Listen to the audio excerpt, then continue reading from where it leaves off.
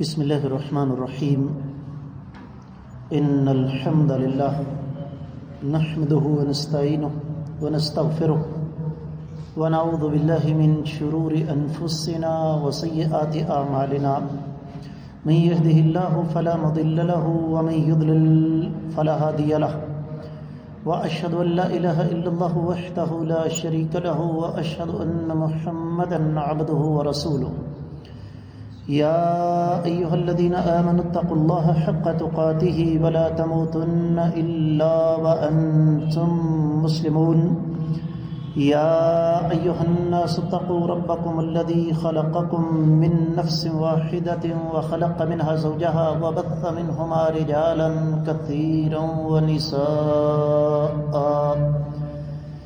واتقوا الله الذي تساءلون به والأرحام إن الله كان عليكم رقيبا يا أيها الذين آمنوا اتقوا الله وقولوا قولا سديدا يصلح لكم أعمالكم ويغفر لكم ذنوبكم ومن يطع الله ورسوله فقد فاز فوزا عظيما أما بعد فإن خير الحديث كتاب الله وخير الهدي هدي محمد صلى الله عليه وسلم وشر الأمور محدثاتها وكل محدثة بدعة وكل بدعة ضلالة وكل ضلالة في النار.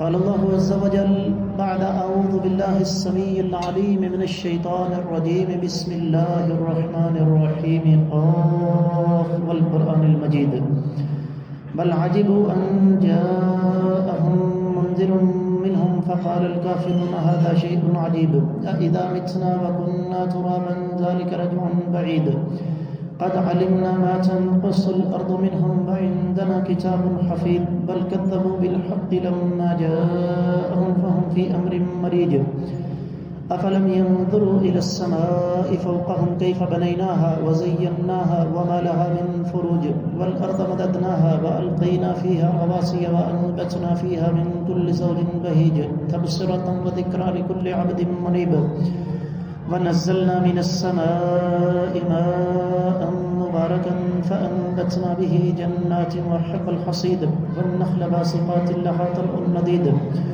رزقا للعباد وأحيينا به بلدة ميتا كذلك الخروج كذبت قبلهم قوم نوح وأصحاب الرس وثمود وعاد وفرعون وإخوان لوط وأصحاب الأيكة وقوم تبع كل كذب الرسل فحق وعيد أفعينا بالخلق الأول بل هم في لبس من خلق جديد ولقد خلقنا الإنسان ونعلم ما توسوس به نفسه ونحن أقرب إليه من حبل الوريد إذ يتلقى المتلقيان عن اليمين وعن الشمال قعيد ما يلفظ من قول إلا لديه رقيب عتيد وجاءت سكرة الموت بالحق ذلك ما كنت منه تحيد ونفخ في الصور ذلك يوم الوعيد وجاءت كل نفس معها سائق وشهيد لقد كنت في غفلة من هذا فكشفنا عنك غطاءك فبصرك اليوم حديد وقال قرينه هذا ما لدي عتيد ألقيا في جهنم كل كفار عنيد مناع للخير معتد مريب الذي جعل مع الله إلها آخر فألقياه في العذاب الشديد قال قرينه ربنا ما أطغيته ولكن كان في ضلال بعيد قال لا تختصموا لدي وقد قدمت إليكم بالوعيد ما يبدل القول لدي وما أنا بظلام للعبيد يوم نقول لجهنم هل امتلأت وتقول هل من مزيد وأزلفت الجنة للمتقين غير بعيد هذا ما توعدون لكل أواب حفيظ من خشي الرحمن بالغيب وجاء بقلب منيب ادخلوها بسلام ذلك يوم الخلود لهم ما يشاءون فيها ولدينا مزيد وكم أهلكنا قبلهم من قرن هم أشد منهم بطشا فنقبوا في البلاد هل من محيص إن في ذلك لذكرى لمن كان له قلب أو ألقى السمع وهو شهيد ولقد خلقنا السماوات والأرض وما بينهما في 6 أيام وما مسنا من لغوب فاصبر على ما يقولون وسبح بحمد ربك قبل طلوع الشمس وقبل الغروب ومن الليل فسبحه وأدبار السجود واستمع يوم ينادي المناد من مكان قريب يوم يسمعون الصيحة بالحق ذلك يوم الخروج إنا نحن نحيي ونميت وإلينا المصير يوم تشقق الأرض عنهم سراعا ذلك حشر علينا يسير نحن أعلم بما يقولون وما أنت عليهم بجبار فذكر بالقرآن من يخاف وعيد. معزز خواتین حضرات، میں سب سے پہلے اپنے آپ کو اور اس کے بعد آپ سب لوگوں کو اللہ ملک العلام رب الجلال والاکرام سے ڈرنے کی تلقین کرتا ہوں.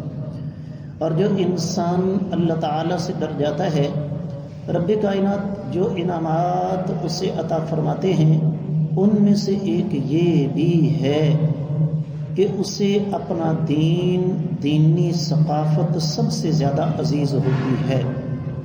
رب کائنات کی توفیق، اس ذات بابرکات کا فضل و کرم. آج 17 شعبان 1447 ہجری 6 فروری 2026 عیسوی ہے، اور ہمارا آج کا موضوع اسلام میں تہواروں کا تصور کیا ہے. وقت نے اجازت دی، وقت ملا تو پھر کچھ غیر اسلامی تہواروں پر بھی بات کریں گے. سب سے پہلی بات تو یہ ذہن میں رکھیے کہ مسلمان کی زندگی فالتو، بیکار، فضول، بے معنی اور لا یعنی کاموں کے لیے نہیں ہوتی. یہ جو ہمارے انگریزی زبان میں ایک لفظ استعمال ہوتا ہے نا کہ فلاں شخص کے مشاغل کیا ہیں، مسلمان کو مشاغل، ہابیز ڈھونڈنے کی ضرورت پیش نہیں آتی. میرے اللہ نے 1500 سال پہلے قرآن کی شکل میں، احادیث کی شکل میں دین کو مکمل کر کے ایک ایک بات ہمارے سامنے وعدے کر دی. آج ہم عرب معاشرے کو جتنی مرضی گالیاں دے لیں، لیکن میں نے زندگی کا ایک اہم ترین دور وہاں پر گزارا ہے. یقین جانیے، اول تو 90 نہیں تو 80% سے زیادہ ان لوگوں کی مجالس میں صرف اور صرف اللہ کے دین کا تذکرہ ہوتا ہے. میں نے بذات خود بہت ہائی لیول کے افسران سے لے کر ایک عام آدمی تک ان کے ساتھ نشستیں کی ہیں. ان نے جو بندہ بھی گفتگو کرے گا اس کا تعلق دین کے ساتھ ہوگا. اس دور میں شیخ ابن عثیمین، شیخ ابن باز، شیخ البانی، یہ تینوں ہستیاں زندہ تھیں. قریب قریب ان کے وفات کے ایام ہیں. تو ہر بندہ ان کے فتوے پر گفتگو کرتا، انہوں نے جو کچھ ارشاد فرمایا اس پر گفتگو کرتا اور بتاتا کہ ان مشائخ نے فلاں مسئلے میں یہ کچھ ارشاد فرمایا ہے. اور اس کے ایک نہیں، دو نہیں، بے شمار فائدے ہوتے. مثال کے طور پر اس انسان سے زیادہ خوش نصیب کون ہوگا جس کی گفتگو کا مرکز اور محور دن رات صرف اور صرف اللہ تعالیٰ کا دین ہو. حدیث مبارکہ سن لیجئے. نبی علیہ الصلوۃ والسلام نے فرمایا، اذا اجتہد المجتہد فاخطأ فلہ اجران، اذا اجتہد المجتہد فاخطأ فلہ اجر وان اصاب فلہ اجران. ایک دین کے ساتھ منسلک انسان اجتہاد کرتا ہے اور اس کا اجتہاد غلطی پر مبنی ہے. کسی بھی معاملے میں اجتہاد کیا، غلطی لگ گئی، جو اصل مسئلہ وہ نہیں مل سکا، تو فرمایا اس کے لیے ایک اجر ہے، اور اگر وہ صحیح مسئلے تک پہنچ گیا تو اس کے لیے 2 اجر ہیں. اب ذرا میں اور آپ اپنے آپ سے یہ سوال کریں کہ ہماری روزمرہ زندگی میں دین کے بارے میں گفتگو کتنے فیصد ہوتی ہے؟ دور مت جائیے، آپ ہر جمعے یہاں تشریف لاتے ہیں. جہاں تک میری آواز جا رہی ہے، ہم میں سے کتنے لوگوں نے آج تک جمعہ پڑھنے کے بعد اپنے گھر جا کے، اپنی برادری میں جا کے، اپنے دوستوں میں جا کے، اپنی مجلس میں جا کے تذکرہ کیا ہو کہ میں نے آج جمعہ پڑھا ہے، اس موضوع پر گفتگو ہوئی ہے، اور گفتگو کے دوران انہوں نے یہ باتیں ہمیں سمجھائی ہیں. نہیں کرتے. باتیں دو ہی ہیں. اللہ کی زمین پر انسان کتنی قسم کے جی؟ یا اللہ کے ماننے والے یا شیطان کے ماننے والے. اگر اللہ کا ذکر نہیں ہوگا تو لازمی بات ہے شیطان کا ذکر ہوگا. اس کا مطلب یہ قطعی طور پر نہیں کہ شریعت ہم سے خوش ہونے کا حق چھینتی ہے. رب کائنات نے ہمیں خوش ہونے کے لیے 2 تہوار عطا فرمائے. ایک کا نام عید الفطر اور دوسرے کا نام عید الاضحیٰ. اور ان پر اس قدر زور دیا، بڑی توجہ کے ساتھ سنیے گا. نبی کریم صلی اللہ علیہ وسلم نے عید الفطر اور عید الاضحیٰ کے موقع پر حرام قرار دے دیا ہے روزہ رکھنا. جو بندہ عید والے دن روزہ رکھتا ہے اسے ثواب نہیں ہوگا بلکہ الٹا گناہ ہوگا. ہوا کیا جو اصل ہمارا موضوع ہے؟ جب ہم ملے غیر مسلموں سے، عربی زبان میں ایک جملہ بولا جاتا ہے، کل جدید لذیذ. ہر نئی چیز مزیدار لگتی ہے. ہم نے دیکھا کہ کافر کھے کھا رہے ہیں، پنجابی زبان میں بات کرتے ہیں. ہم نے اس بات کو قطعی طور پر نہیں دیکھا کہ وہ کس راستے پر چل رہے ہیں. اس کا نتیجہ کیا نکلے گا؟ حدیث کے الفاظ ہیں نا. نبی علیہ الصلوۃ والسلام نے ارشاد فرمایا، لَتَتَّبِعُنَّ سَنَنَ مَنْ كَانَ قَبْلَكُمْ. تم سے پہلے جو لوگ گزر گئے ہیں تم ضرور ان کے نقش قدم پر چلو گے. شبرن بشبرن و ذراعن بذراع. جس طرح ایک بلشت دوسری بلشت کے برابر ہو جاتی ہے اور ایک ہاتھ دوسرے ہاتھ کے برابر ہو جاتا ہے، بالکل تم ایسے ہی ہو جاؤ گے.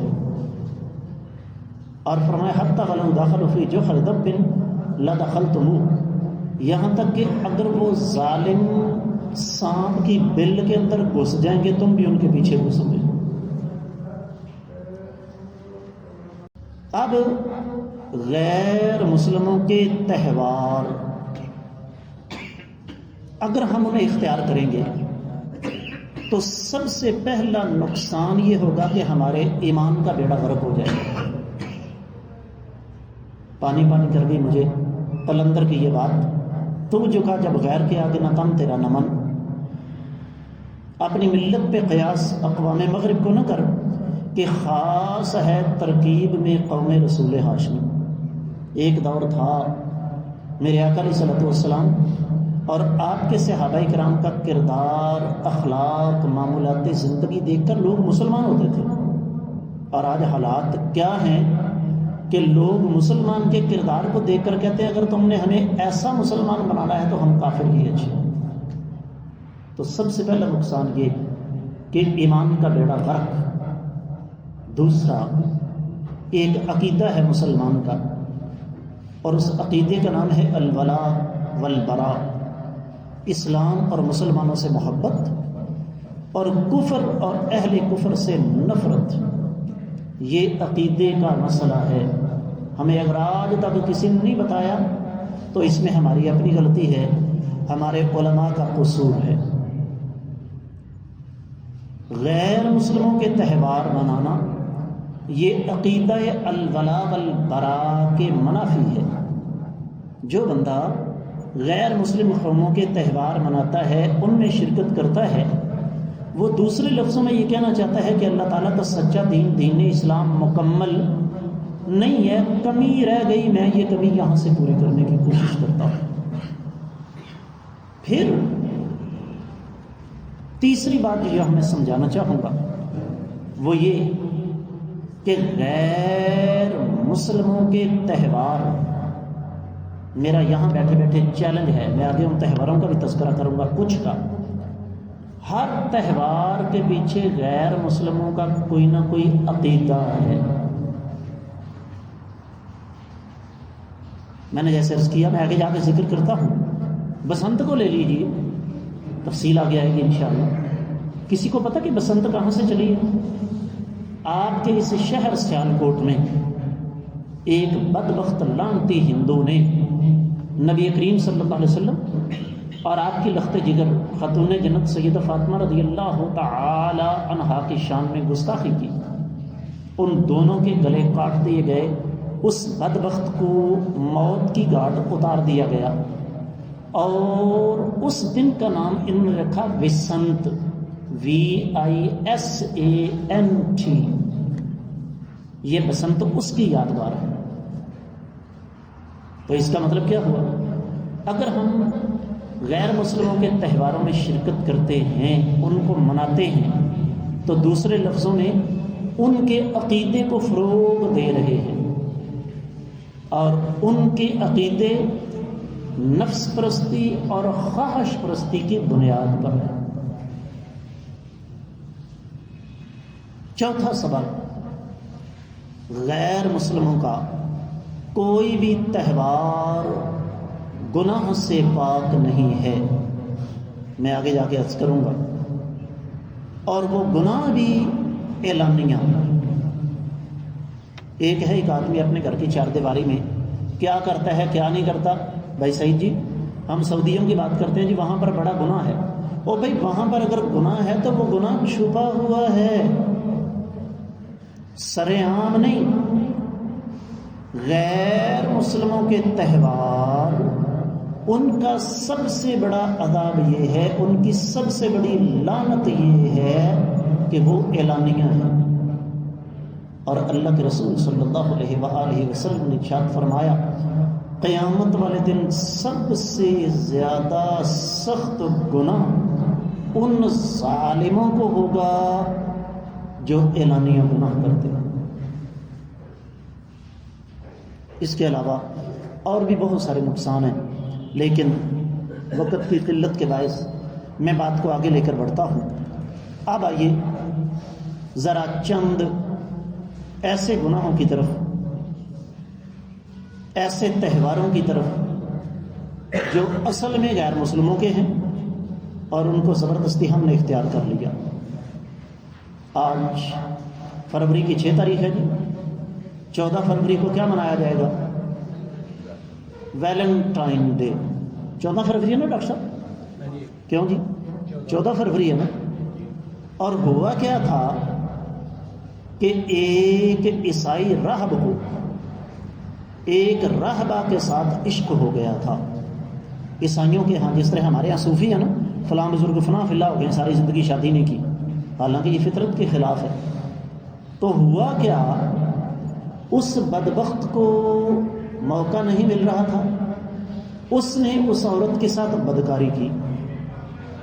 عیسائیوں نے ان دونوں کو موت کی گھاٹ اتار دی، اور جس دن ان دونوں کو موت کی گھاٹ اتارا گیا وہ 14 فروری تھا۔ ان کو شہیدان عشق کا نام دیا گیا اور کہا گیا کہ یہ ویلنٹائن ڈے ہے۔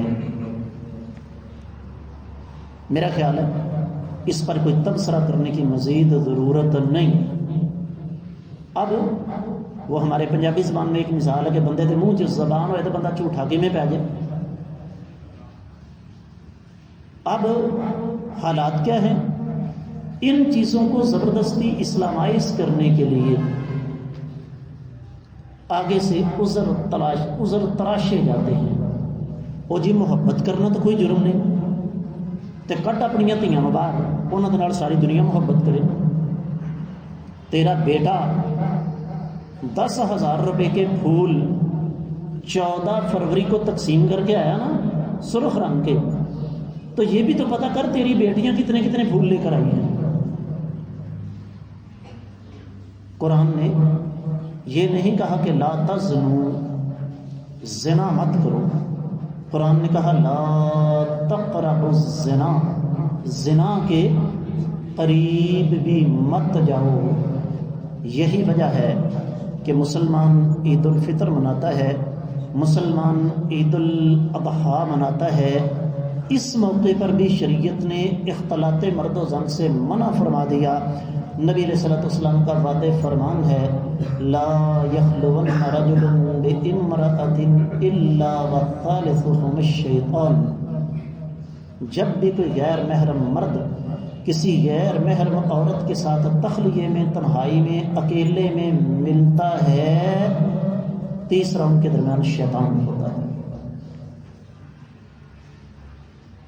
ہمیں تو بھٹکا دیا گیا نا، باقاعدہ اخبارات میں، سوشل میڈیا پر اشتہارات آتے ہیں، فلاں فرم میں، فلاں کمپنی میں لیڈیز سیکرٹری کی ضرورت ہے،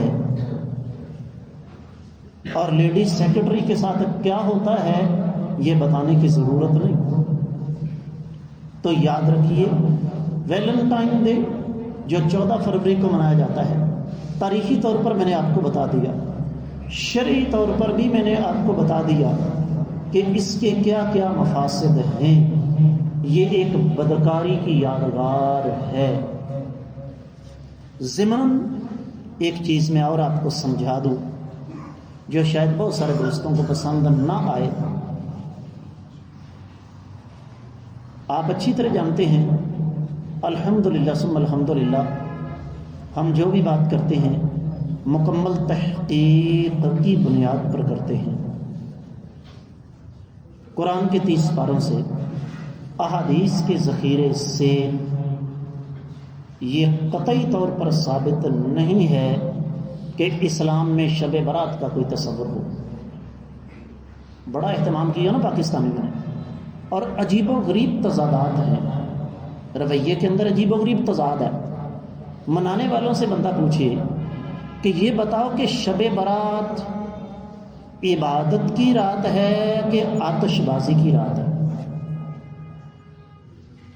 ذرا تھوڑا سا دیہاتی میں صاحب ماحول کی طرف جاتے ہیں نا، وہ کہتے ہیں کہ ایک آدمی نے 2 بیٹیوں کی شادی کی، ایک دے دی کمہاروں کو اور ایک دے دی جٹوں کو۔ کچھ عرصے کے بعد دونوں بیٹیوں سے ملنے کے لیے گیا، جو بیٹی جٹوں کو دی تھی اس سے جا کر پہلے پوچھتا ہے، پتر کی حال ہے؟ انہوں نے کہا، ابا جی حال تے بڑا چنگا ہے، پر دعا کرو اللہ بارش نازل کر دے۔ کیوں؟ سوکا پہ گیا ہے، جے بارش نہ ہوئی تو فصل نہیں ہوئے گی۔ وہاں سے چلا، دوسری بیٹی کے پاس گیا، جا کر بیٹھا، کہنے لگا بیٹا کیا حال ہے؟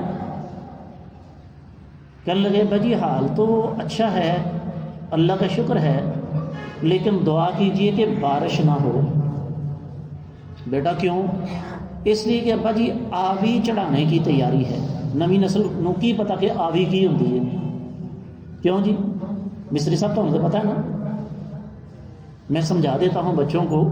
ایک ہوتا ہے بٹا بڑا، وہ بڑا بٹھا ہوتا ہے، یہ آوی چھوٹی سطح پر اینٹوں کو پکانے کا بندوبست ہوتا ہے۔ ابا جی آوی چڑھانے کی تیاری ہے، تو جے بارش ہوگی تو ساریاں اینٹاں مٹی بن جان گیا۔ گھر پہنچا، بیوی نے پوچھا کیا حال ہے بیٹیوں کا؟ کہنے لگا حال نو چھڈ وسنی دوں چو ایک ہی آ۔ جے بارش ہوگی تو جٹاں والی وس گئی دوسری دی چھٹی، تے جے نہ ہوئی تو کمیاراں والی وس گئی دوسری دی چھٹی۔ بھائی پہلے فیصلہ تو کرو نا کہ 15 شعبان کو عبادت کی رات ہے کہ آتش بازی کی رات ہے؟ اور اگر عبادت کی رات ہے تو قرآن کے 30 پاروں سے، احادیث کے ذخیرے سے ثابت تو کرو۔ آپ کے سامنے حدیث کا طالب علم بیٹھا ہوا ہے، جتنی روایات 15 شعبان کی فضیلت میں پیش کی جاتی ہیں ان میں ایک بھی صحیح سند کے ساتھ ثابت نہیں ہے۔ اور اگر یہ آتش بازی کی رات ہے تو مجھ سے پوچھو یہ آتش بازی کہاں سے آئی؟ چونکہ ہمارے آباء و اجداد رہے ہندوؤں کے ساتھ۔ ہندو ایک ایسا مذہب ہے جس کے مطابق کوئی غریب آدمی زندگی گزار سکتا ہی نہیں۔ یاد رکھیے، ہندو مذہب میں غریب آدمی کی کوئی گنجائش نہیں ہے۔ وہ کہتے ہیں جی ہندو مذہب تہواروں کا مذہب ہے۔ اور بھائی تہوار کے لیے پیسے بھی تو آنے چاہیے۔ ہولی، دیوالی، اس موقع پر ہندو رنگ پھینکتے ہیں، آتش بازی چلاتے ہیں۔ مسلمانوں نے کہا ہم تم سے پیچھے کیوں رہیں؟ نتیجہ یہ نکلا کہ مسلمانوں نے ان کی دیکھا دیکھی آتش بازی شروع کر دی، اور اس کو زبردستی مذہبی رنگ دینے کے لیے شب برات کا لفظ ایجاد کیا، حالانکہ یہ دونوں لفظ ایک دوسرے کے تضاد میں ہیں۔ شب فارسی کا لفظ ہے، برات عربی زبان کا لفظ ہے، دین فارسی زبان میں نہیں۔ اور پھر محافل بپا کی جاتی ہیں، ان کی فضیلت میں قصیدے پڑھے جاتے ہیں، اور جناب لمبی لمبی تقریریں ہوتی ہیں۔ غیر مسلموں کے تہوار کو زبردستی ہم نے اسلامائز کر لیا۔ اسی طرح یہ بسنت یاد رکھیے، اللہ کے رسول صلی اللہ علیہ وآلہ وسلم کے سامنے ایک بچہ کینکر پھینک رہا تھا۔ شریعت اس قدر صاف ستھری اور اس قدر پیاری تعلیمات ہمیں دیتی ہے۔ آپ نے فرمایا باز آ جاؤ، کس لیے؟ فرمایا اس سے تم شکار نہیں کر سکتے، اس سے تمہیں کوئی فائدہ نہیں، کسی کی آنکھ ضرور پھوڑ سکتے ہو۔ میں آپ سے ہی ایک سوال کرتا ہوں، پتنگ اڑانے سے انسان کو جسمانی طور پر کوئی فائدہ ہوتا ہے؟ قطعی طور پر نہیں۔ اور دیکھیے ظلم کی انتہا، زبردستی ہماری قوم کے عقیدوں کے ساتھ کھیلا جا رہا ہے۔ اگر میرے یا آپ کے بزرگوں کے بارے میں کسی نے ناشائستہ یا نازیبا الفاظ کہے ہوں، اگر ہمارے اندر طاقت اور قوت ہوگی ہم اس کا منہ توڑ دیں گے، ورنہ کم از کم زندگی بھر اس بدبخت لعنتی کی شکل نہیں دیکھیں گے۔ جس بسنت کے موقع پر آقا علیہ السلام کی گستاخی ہوتی ہے، سیدہ فاطمہ خاتون جنت کی گستاخی ہوتی ہے، اس تاریخ کو مسلمان بو کاٹا منائے۔ میں آپ کو بتا دوں، لاہور میں ایک چھت بک کی گئی، صرف 3 دن کا اس کا کرایہ 1 کروڑ روپے ہے۔ آپ کو سوشل میڈیا پر یہ پوسٹ ملے گی، آپ بھی اس کو بڑا شیئر کرتے ہوں گے۔ کسی غریب کی بیٹی کی شادی کروا دینا مسجد میں سیمنٹ کی بوری دینے سے بہتر۔